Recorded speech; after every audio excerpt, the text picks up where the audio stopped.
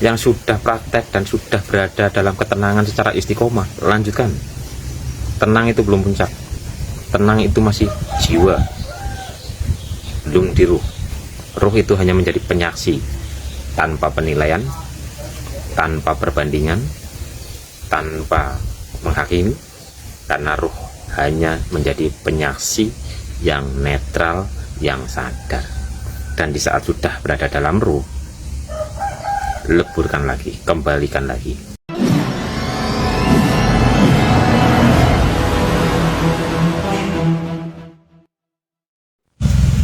Oke, tadi kan gambar itu yang dibahas sekalian. Gambar yang ada di dinding itu contohnya begini. Makanya kan malaikat tidak akan pernah masuk ke dalam rumah jika masih tertempel gambar-gambar gitu kan, katanya kan. Di saat kita membutuhkan sesuatu, kan dalam batin kita yang tergambar mungkin orang tua, keluarga, teman, sahabat, atau siapalah. Jadi kita tidak teringat kepada Tuhan kita, tapi kita langsung merujuk kepada makhluknya. Harusnya apapun yang sedang terjadi pada kehidupan kita, kita itu serahkan kepada Tuhan kita. Ya Allah, ya Tuhan kami serahkan segala urusan kami kepadamu. Nanti di saat kita sudah menyerahkan, kita ya ngobrol-ngobrol lah dalam batin kita, berdoa maksudnya, nanti Tuhan akan menggerakkan diri kita agar kita diarahkan kepada ya pelantarannya. Jadi kita ke Tuhan dulu, kita berdoa, kita berserah, nanti Tuhan akan menggerakkan batin kita, menggerakkan rasa kita. Tapi yang dimaksud gambaran itu tadi, kita itu tanpa sadar kepada Tuhan kita langsung kepada kemakhlukannya.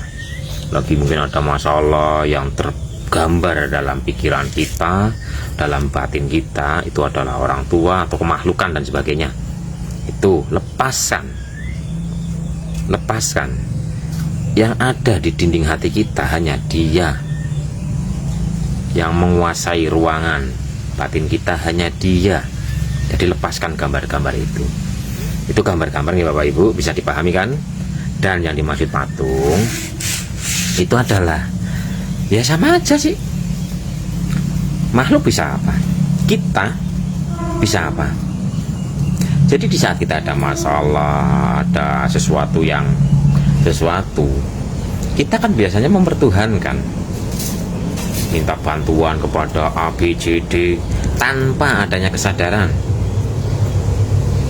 Harusnya kita sadar. Lalu manusia atau seseorang itu ya patung kok, tanpa pertolongannya kita semua patung. Apakah kita bisa bergerak? Apakah kita bisa berjalan? Apakah kita bisa bernafas? Bukan semua ini adalah dari Dia.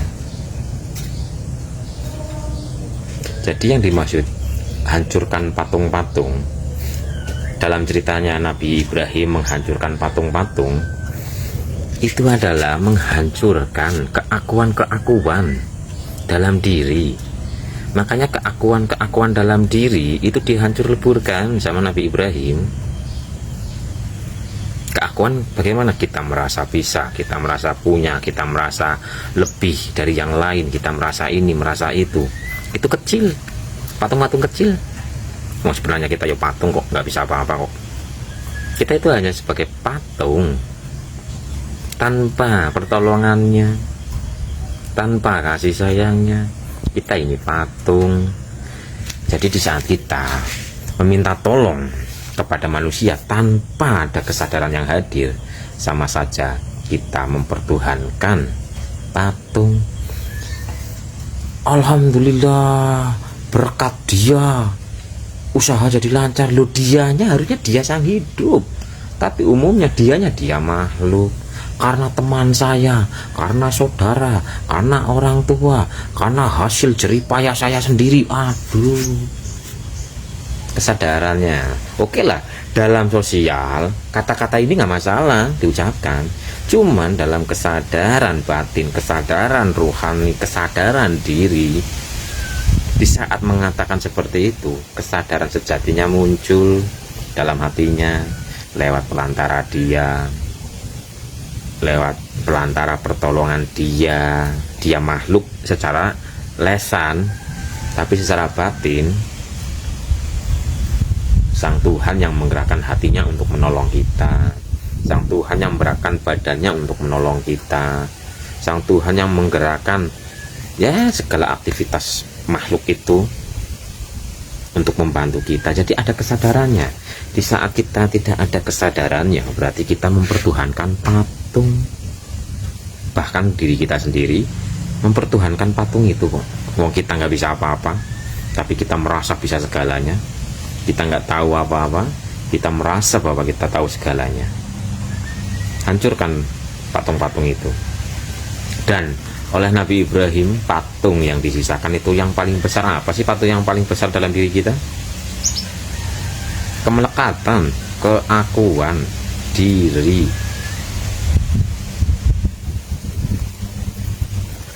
Jadi patung yang paling besar yang disisakan oleh Nabi Ibrahim itu adalah simbol keakuan diri. Keakuan diri, kita merasa ini, merasa itu. Lah, sekarang sombong, iri, ria, dan sebagainya, itu kan karena ada pengakuan, ada keakuan, kemelekatan kepada ego, kepada nafsu. Kita berbuat kebaikan seolah-olah kita yang berbuat baik, kita bisa ini, bisa itu, kita seolah-olah yang bisa, usaha, naik, lancar, seolah-olah hasil jeripayah kita sendiri. Mana Tuhannya? Kok nggak dihadirkan? Kok malah kita yang merasa bisa ini, bisa itu? Itu patung yang harus dihancur leburkan. Kita tanpa pertolongannya hanyalah sebatas patung. Jadi itu orang yang sudah meninggal kaku, udah nggak ngapa-ngapain tanpa ada cahayanya, yaitu ruhnya.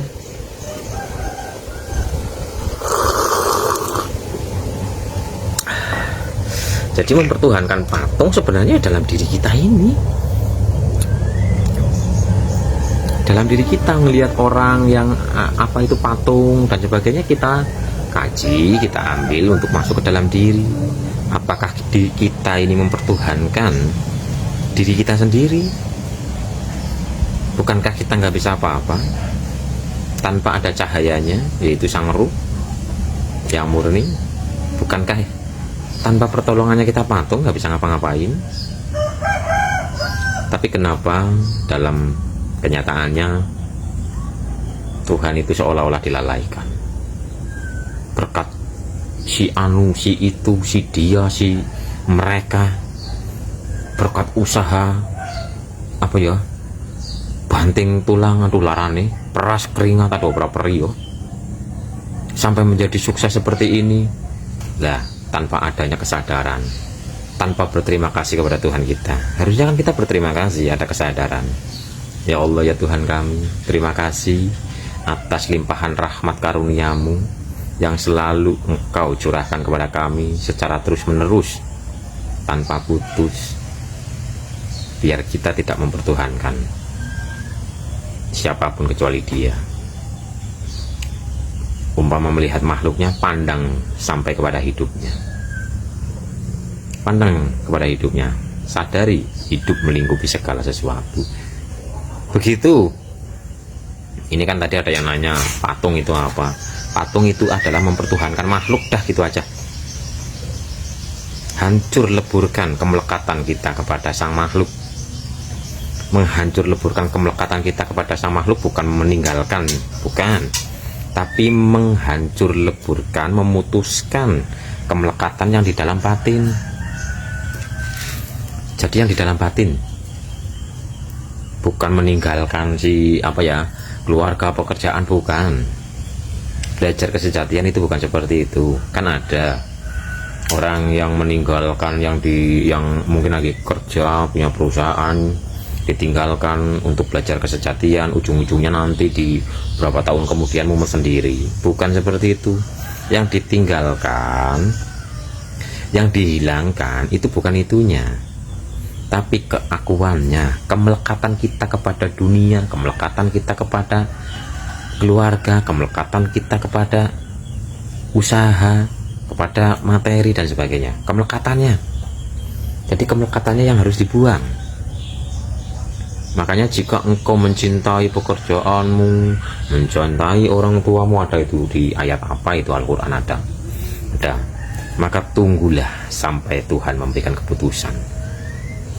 Jika kemelekatan kita lebih melekat kepada sesuatu selain Allah dan Rasulnya, tunggu saja, akan ada kejutan yang luar biasa darinya. Jadi putus kemelekatan itu, seperti Nabi Ibrahim menghilangkan kemelekatan kepada anak istrinya, diasingkan di gurun pasir, terus menghancurkan patung-patung. Itu semua simbol, dan simbol-simbol itu semua ada dalam kehidupan kita secara nyata. Apakah dalam rumah batin kita masih ada gambar? Apakah kita mempertuhankan patung, makhluk yang sejatinya tidak bisa apa-apa? Mata melihat makhluk, rohani melihat sang hidup. Karena yang kenal dengan sang hidup adalah roh kita. Yang pernah bersaksi adalah roh kita. Tapi di ruhnya ini pun entar berserah. Ruh diserahkan lagi. Rasa tenang serahkan kepada sang ruh netral. Dari sang ruh serahkan kepada sang sejati. Ruh pun harus kembali kok. Wong ruh ini asalnya dari tiupannya, dari dia itu sendiri. Dan kembalikan kesadaran ruh kepadanya. Jadi di saat kita sudah menjadi penyaksi, karena ruh itu sifatnya menyaksikan dengan kenetralan. Setelah kita menjadi penyaksi, kembali lagi, lanjutkan lagi perjalanannya. Tidak berhenti dalam penyaksian itu saja, karena penyaksian itu baru awal. Awaluddin ma'rifatullah. Awal beragama adalah kenal dengan Allah. Syahadat, penyaksian. Penyaksian dengan benar-benar menjadi saksi sejati.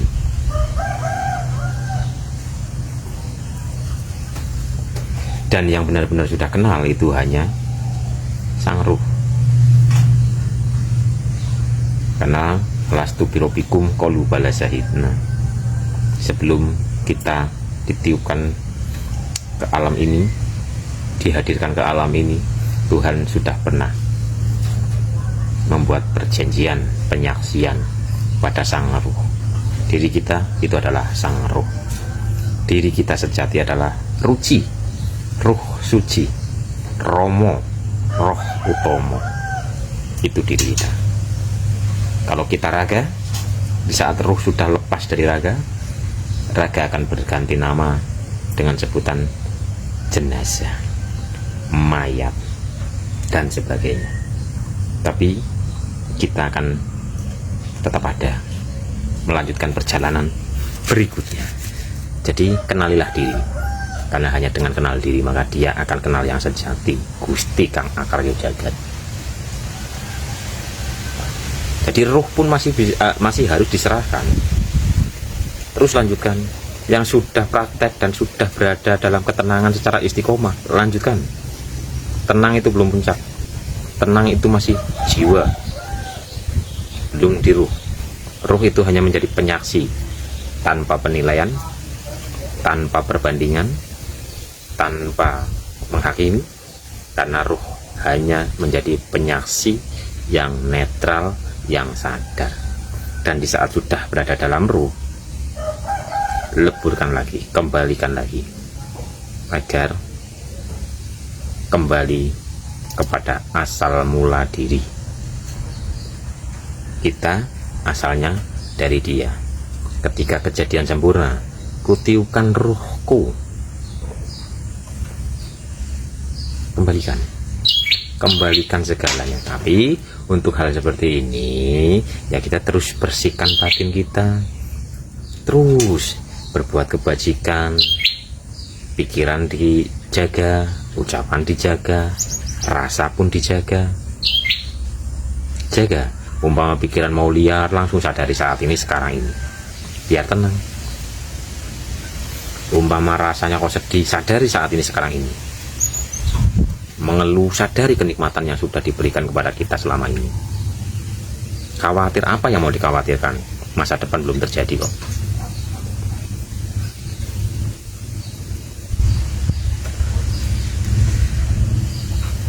Nikmati kenyataan ini, nikmati nafas yang selalu ada pada diri kita, dan kenikmatan yang luar biasa ada di nafas. Kita bisa menikmati pahit, manis, getir, jalan-jalan itu karena karena masih ada nafasnya.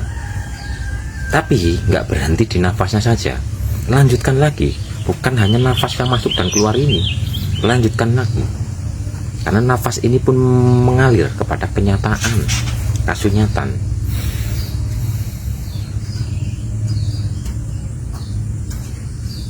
Oke Bapak Ibu, terus lanjutkan.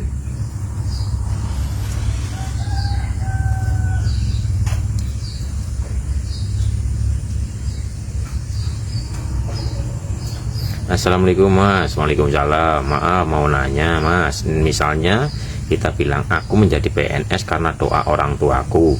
Kalau seperti itu, kata-kata itu gimana? Nggak apa-apa, yang penting kesadarannya. Orang tua bisa mendoakan, orang tua bisa berkata, orang tua masih hidup, itu karena siapa? Jadi kata-kata seperti itu nggak masalah dalam sosial, yang penting kesadarannya hadir. Tapi di saat kita mengatakan seperti itu kok kesadarannya nggak hadir, berarti kita mempertuhankan kemakhlukan. Jadi makanya yang namanya kesadaran itu bebarengan. Kata kita sedang berbicara seperti ini pun harus dengan kesadaran. Kita mendengarkan itu pun harus bebarengan dengan kesadaran, agar kita tidak mempertuhankan kemakhlukan. Jadi di saat mengatakan dalam lapangan dalam bersosial dan sebagainya, ya nggak masalah, ya biasa kayak umumnya. Cuman hadirlah kesadarannya, atau hadirkan kesadarannya. Jadi intinya di kesadaran, karena urusan keilahian itu urusan hati, urusan hati. Sedangkan kalau hati sudah benar-benar berkesadaran, kata dan rasa sudah sinkron, getaran energinya itu berasa kok. Mana yang memang sudah berkesadaran, mana yang mempertuhankan hawa nafsunya, mana yang melekat kepada egonya, mana yang terlalu berambisi dan sebagainya, itu berasa kok bagi yang sudah merasakan. Jadi kalau kita hanya melihat kata doang tanpa memahami getaran energi, ya kayaknya ya wah katanya indah luar biasa, tapi di sebalik kata ternyata ada getaran-getaran rasa yang gitulah. Intinya di saat kita bersosial udah biasa aja prakteknya, biasa aja, yang penting kesadaran hadir. Kita gerak seperti ini, dalam beraktivitas kan kita gerak seperti biasa, cuman gerakan ini dengan kesadaran la haula wala quwata illa billah gitu loh. Jadi praktek dalam lapangan ya biasa, cuman kesadarannya harus hadir. Nah nanti kalau kita langsung berkata seperti bukan aku tapi Allah yang menggerakkan, lah nanti pentungi wong. Nah, padahal kan nyatanya gitu. Nah kita bergerak ini karena siapa sih? Karena pendapat pertolongan Allah kan. Tapi kalau kita mengucapkan dalam lapangan, apalagi orangnya belum memahami, aku bergerak karena digerakkan oleh Allah, mendapatkan pertolongan oleh Allah, oleh Tuhan kita.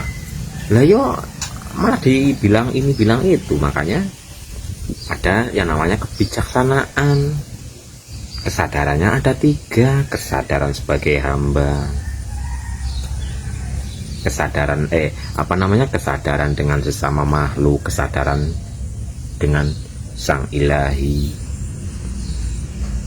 gitu. Makanya habluminallah, hubungan gitu loh, hubungannya ada 3: habluminallah, habluminannas, habluminal alamin. Hubungan kita dengan Allah tetap ada keselarasan kesadaran, hubungan kita dengan alam ini, hubungan kita dengan sesama manusia. Jadi ada kebijaksanaan gitu. Wong kita ngobrol aja juga kan tergantung wadahnya, tergantung wadahnya. Wadahnya contoh saya nih ngobrol sama ponakan saya yang umur yang kelas 4 nih, ya saya ngobrolnya dengan ya kayak gitu. Tapi kalau saya ngobrolnya dengan yang SMP ya beda lagi, saya ngobrolnya dengan yang kuliahnya beda lagi. Jadi makanya harus ngempan papan, itulah kebijaksanaan. gitu Bapak Ibu. Jadi intinya ada di kesadarannya, bukan hanya di kata-katanya. Tapi yang sudah berkata-kata, yo ayo kita belajar untuk berkesadaran agar kata dan kesadarannya itu apa ya, sinkron gitu loh. Lah di saat kata dan rasa tidak sinkron, itu disebut dengan manusia apa? Apa yang diucapkan ternyata tidak sesuai dengan kebenarannya, itu disebut dengan apa?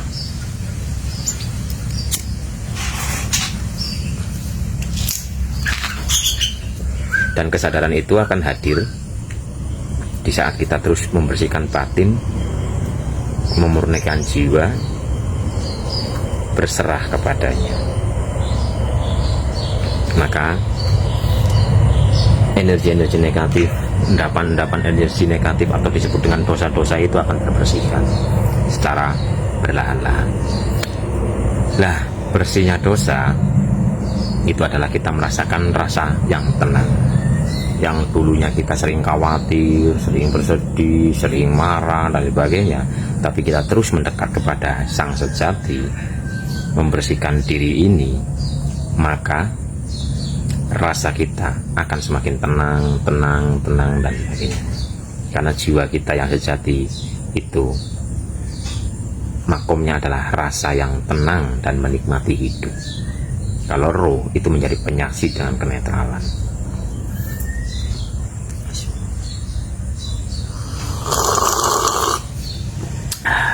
Kalau raga ya manut aja. Makanya ini disimbolkan sama gambar itu. Film kuda 4 kan sering ada lukisan kuda 4. Di situ ada, kalau dalam perwayangan loh, ada kuda 4, ada gerobaknya, ada Arjuna dan ada Krishna. Ini simbol kuda 4 itu 4 anasir dalam diri: api, angin, tanah, air. 4 nafsu dalam diri: amarah, sufiyah, lawamah, mutmainah. Terus gerobaknya itu adalah raga. Terus Arjunanya itu adalah jiwa. Makanya jiwa itu harus terkoneksi dengan sang ruh, karena Krishnanya ini adalah ruhnya yang tahu jalannya. Ya kan itu tadi di Al-A'raf ayat 172, alastu birobikum qalu bala syahidna. Di sana ada penyaksian, nanti kamu bakal gini. Jadi sudah dijelaskan semua di sana, dijelaskan semua. Oke, siap. Umpama nggak siap, kita nggak hidup kok. Kita nggak menjadi manusia sampai sekarang ini, karena kita nggak siap. Sampai kapan? Ruh itu akan ditiupkan di saat kita siap, di saat ruh mengatakan siap itu. Makanya di Al-A'raf ayat 172 di sana kan ayatnya penyaksian. Aku seperti ini biar nanti di saat kamu kembali tidak mengatakan dikala itu kami lengah itu, karena sudah ada. Nah, sedangkan dalam cerita itu tadi yang Krishna itu tadi itu umpamanya ruh. Arjuna itu adalah jiwa, sang jiwa yang mengikuti ruh, karena ruh yang tahu jalannya. Nah, sang kudanya dikendalikan oleh siapa?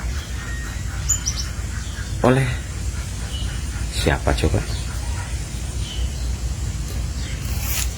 Kalau dalam peperangan itu yang mengendalikan adalah Krishnanya.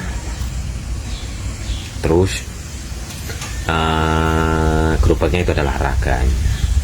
Nah, kenapa di sana kalau di gambar-gambar warna kudanya semua putih, dimutmainahkan semua. Amarah yang sudah mutmainah, sufiyah yang sudah mutmainah, lawamah yang sudah mutmainah.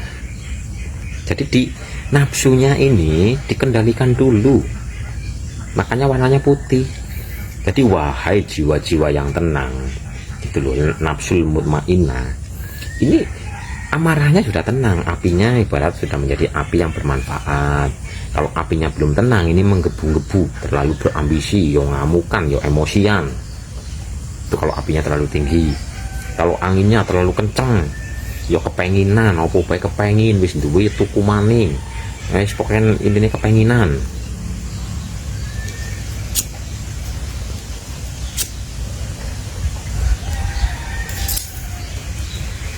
Ya begitulah, jadi semua itu adalah simbol-simbol yang harus kita pahami. Tapi kepahaman dalam memaknai simbol-simbol itu tergantung kebersihan batin.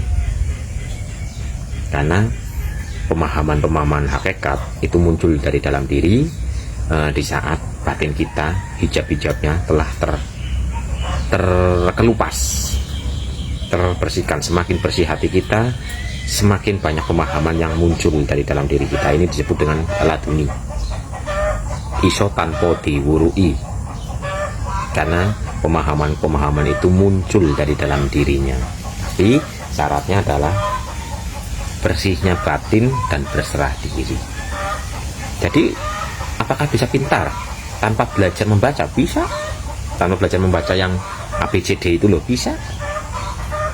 Dengan terus membersihkan hati, berserah diri kepada Sang Sejati, kita mendekat kepada Sang Maha Pintar, maka kita akan kecepretan gitu loh, jadi paham ini, oh begini toh. Oh, makanya pejalan yang sudah tidak bertanya keluar diri, yang hanya terus membersihkan diri dan berserah diri, melihat apa tiba-tiba walah, yang mungkin dulu-dulu mungkin puluhan tahun yang lalu mendapatkan wejangan atau welingan atau kata-kata apa gitu, susah untuk memahami, ternyata terus membersihkan batin, berserah diri, akhirnya jawaban sejati muncul dari dalam dirinya. Dalam kesendirian mungkin lagi ngerokok kayak gini, melihat tiba-tiba, wala, ternyata ini toh maksudnya. Masya Allah, tahun-tahunan puluhan tahun nyari makna hakikatnya nggak ketemu, ternyata lah gitu. Bapak Ibu sudah apa belum? Di saat Bapak Ibu terus masuk meniti ke dalam diri, membersihkan batin dan berserah diri, biasanya itu wala, gitu.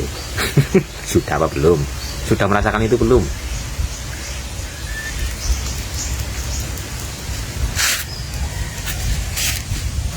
Intinya ada di dalam diri kita ini. Kita berdiri, kita teles,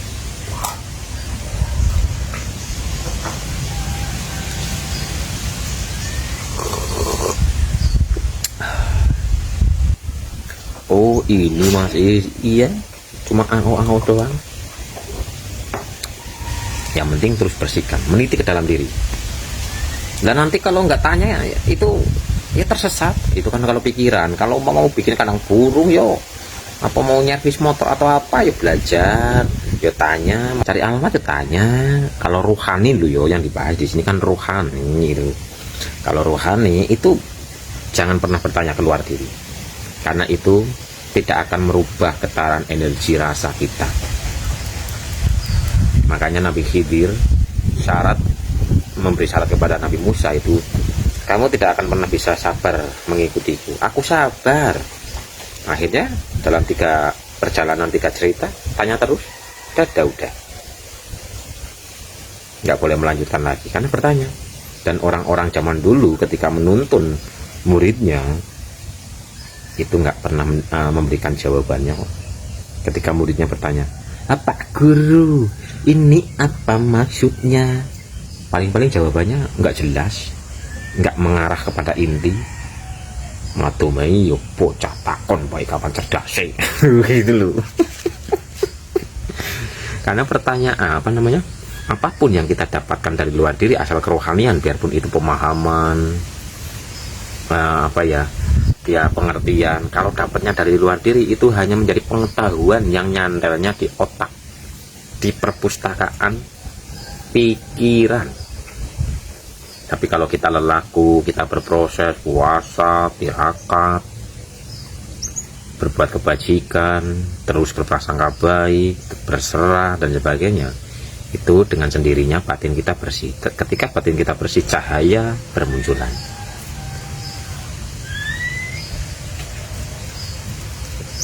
Kalau orang-orang dulu itu enggak seperti sekarang, tanya jawab itu. Dulu enggak. Di saat ditanya, paling-paling jawabannya juga gini, ora usah takon-takon le, engko yo ngerti-ngerti dewe. Tapi engkonya yang bongko kapan gitu loh, bisa puluhan tahun yang akan datang baru terpahamkan. Jadi terus bersihkan batin. Jadi kuncinya adalah pembersihan batin dan keberserahan, serah diri, agar kembali mengenal jati diri. Karena hanya dengan kita kenal dengan jati diri kita, akan kenal dengan Tuhan kita.